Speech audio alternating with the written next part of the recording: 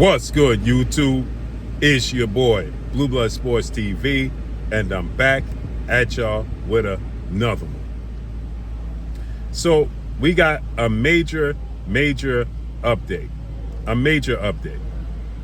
As Dana White now confirms that the added knockout bonus for the highly anticipated super fight that's going to take place September 13th, Las Vegas, Nevada, Allegiant Stadium, between two first ballot Hall of Famers once they retire, in Terrence Bud Crawford and Saul Canelo Alvarez.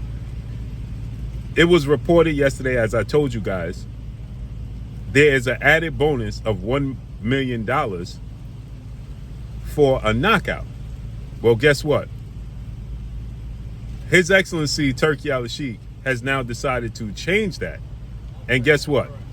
He decided to make it now, instead of for a knockout, the added bonus, he's giving it to whoever wins with the best performance. So as long as it's a great performance, and he's giving it to the winner, right? So he's trying to entice both guys who are highly already accomplished, highly decorated, and both are knockout artists.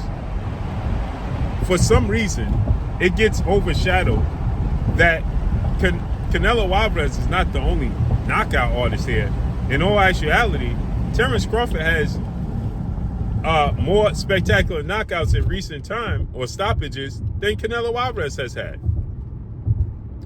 Canelo Alvarez is 63 wins, 2 losses, 2 draws, 39 wins by way of knockout. Terrence Crawford is 41 wins, no loss, no draw, 31 wins by way of knockout. So it's not like Terrence Crawford has knocked out and stopped 11 of his last 13 opponents. So it's not like Terrence Crawford is some poo-putt when it comes to his power and his knockouts, right? Now, I know if you let people tell it, they'll tell you that Terrence Crawford can't punch because of his fight with Israel Madrimov, right? He didn't hurt Israel Madrimov, which is a lie. If you rewatch the fight, you can clearly see that he hurt Israel Madrimov a few times, and that was his first fight at 154. He hurt Madrimov a few times in that fight, to the body and to the head, a few times in that fight. And that was his first fight at 154.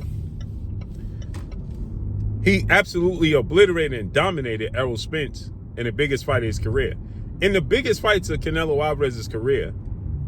And the reason I'm saying this and highlighting this is because Terrence Crawford is getting a lot of pushback. So I have to push back and show the actual comparisons. In the biggest fights of Canelo's career, Canelo Alvarez didn't show up. He didn't get knockouts. Floyd Mayweather, he lost every round. Dimitri Bivol, he lost 9 rounds to 3 at worst. You could say it was 10 rounds to 2, okay? His fight against Erislandy Lara, he arguably lost that fight. He got a gift. His first 2 fights with Gennady Golovkin, it's controversial to the point where people thought Gennady Golovkin won both those fights, right? The fight with Sergey Kovalev when he jumped to 175. People thought that Sergey Kovalev was winning until the mysterious knockout for Canelo Alvarez. And then the Danny Jacobs fight. The Danny Jacobs fight was controversial. People thought that he clearly won, but people thought that Danny Jacobs just didn't step on the gas in that fight. So which one of Canelo Alvarez's big fights did he truly separate himself and have a spectacular performance? He was getting outboxed by Amir Khan until he knocked him out. He was getting outboxed, right? He was getting outboxed by Caleb Plant. He got a knockout in that fight. But he was getting outboxed in that fight. So what fight can you point to and be like, he won from pillar to post in a high-profile fight and clearly separate himself? Danny Jacobs. That's the only one. And again, people felt like Danny Jacobs packed it in. So with that said, Terrence Crawford is going to show up and show out. He doesn't run around the ring, right? That's not his forte. That's not how he operates. He's not a runner like people would lead you to believe. Oh, Terrence Crawford is going to run. He's going to utilize the ring. When has he ever done that? You never seen him do that. So they're projecting something on him that he's never done in his entire career. He's 37. He's even older now. So why would he start doing it now? Right? Then they tell you that he didn't look good against Israel Majumab, which is a lie.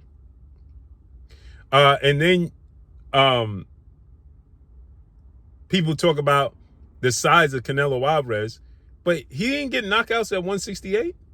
He got the Caleb Plant knockout. He didn't knock out and he knocked out Billy Joe Saunders because he broke his eye socket, right? He didn't knock out Jamel Charlo. Why? Because they tell you he runs. Because he didn't cut the ring off. He didn't knock out a few fighters. He didn't knock out William Skull because he ran, right? I mean, we got to start making this make sense, man. But it is what it is. Again, so Turki Al-Sheikh, His Excellency, added bonus, added incentive. He changed it from a knockout to now just the best performance is going to get the added $1 million bonus. That's great news. It's entertaining. Now, I know I seen Boxing News 24. They reported that that's trash because they need to take the $1 million and use it for the undercard. When has Turki been short on money? That he ain't limited on funds? So he could put $1 million to that and still pay for the undercard. We got to start making this make sense, man.